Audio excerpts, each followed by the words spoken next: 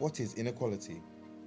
The Merriam-Webster dictionary defines inequality as an unfair situation in which some people have more rights or better opportunities than other people. Inequality exists within various parts of our lives: sports, the media, schools, workplaces, and so on. California State Long Beach is a diverse campus with a vast ethnic population. Hispanics and Latinos make up the majority of the undergrad population with 36%. Asian Americans and Islanders make up 23.2%, Caucasians 21.3%, and African Americans 4%. Women make up over half the undergraduate population with 17,270, and postgraduate population with 3,118. We asked the students of Cal State Long Beach. I consider myself a feminist. I want to say sexism because I feel like there's so much injustice, and women are 50%, or more than 50% of the population, and we experience so much less than we deserve. Definitely racism. That's the key one that sticks out.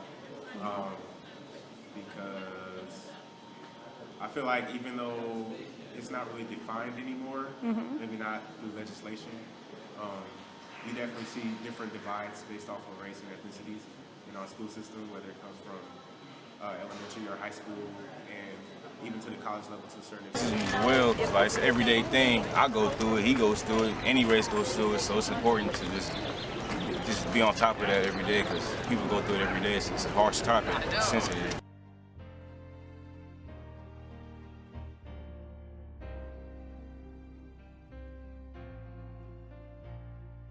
Racism is just a completely misguided, poor attitude toward any particular race, with no rhyme or reason, no validity. That's the simplest way I could put it. I think it's something you grow up learning from people around you. So it's definitely media's fault. It could be family's fault. You grow up seeing something, you just automatically, Adapt do it. it. Yeah, adapt to it. Racism is just ignorance. He kind of putting them down in any type of way, just stereotypes or just anything, assuming some of the race or cultures because of what you saw on TV or something like that. Yeah, misconceptions, judgment, wrong judgment, and accusing what they do, how their religions are, but you don't know nothing, hypocritical.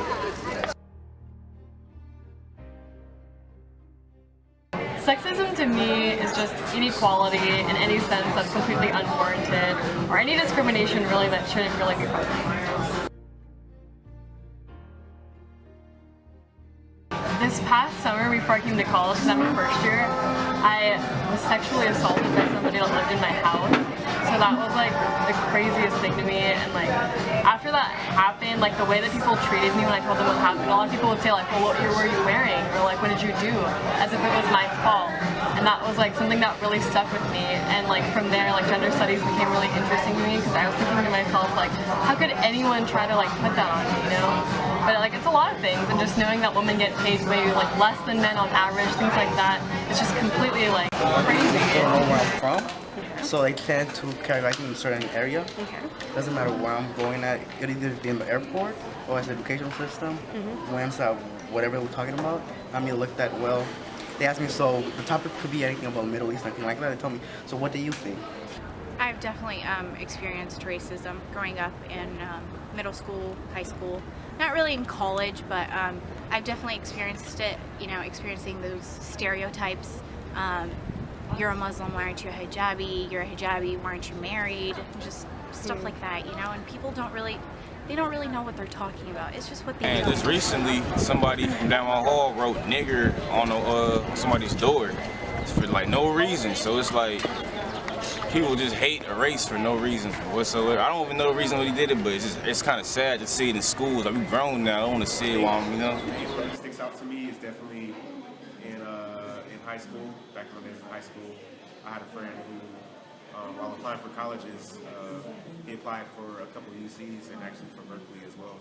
And he had a teacher who told him no one like him has ever been accepted, and that he should definitely put down any ideas that he has about going to Berkeley, because it's highly unlikely that an African American student will get selected, especially from Long Beach. Unfortunately, my friend was able to prove it wrong, and he was accepted, and actually one of the only two people in the school to get accepted. Although women are now a majority of students at virtually every level of public education, a gender gap persists in various dimensions of the schooling experiences. A hidden curriculum in the schools is part of the gender socialization that produces different educational outcomes for women and men. Women become segregated into particular fields of education and still fall behind in education that leads to careers in math and science. I think in education, women are thought of as like lesser than men, just like in general. I don't know if I have like a personal story about that. I haven't really personally experienced it, but I've definitely heard of just like women feeling like just like less than men. Like we always feel like men are for more of like math and sciences, and when a woman's trying to go into engineering, people are like, really? Are you sure that's for you? Like that's not. Wouldn't you rather be a nurse or something like that? I think, fortunately, I particularly have not experienced any type of racism in terms of my education. But what I've seen, like particularly with the UCLA situation, I think that because of the negativity that African American students, and I think in a lot of cases Muslim American students receive, it really does put a damper and more stress than they need in an academic setting, because it's just, no one needs that negativity. School is stressful, and it really just becomes an overwhelming situation to have to go through. It has a tremendous effect on individuals who want to pursue a career, but they won't go nowhere based on how they look, how they appear. It could stop them, and they get pigeonholed in a certain category that prevents them from pursuing their career or the goals they have. Impacts that racism in our society has throughout the educational system and throughout life in general would definitely be the self-esteem level of its victims. Children who aren't exposed to maybe their culture through the schooling system, they tend to think that they're inferior to those around them. And that can affect them, like I said, it affects their self-esteem in the long run, of how highly they think of themselves, or maybe their capabilities in life, in the work environment. It either make you stronger or make you weaker. Me, it makes me stronger because I see people hate me, and it kind of motivates me to do better, and kind of make them mad because I'm doing something that they want to do, and they hate me. So it's like. Although none of the students interviewed mentioned classism as an important inequality, class inequality is also prevalent in education. Students from a middle-class background, as a result of economic, cultural, and social capital, are more likely to attend university than their working-class peers.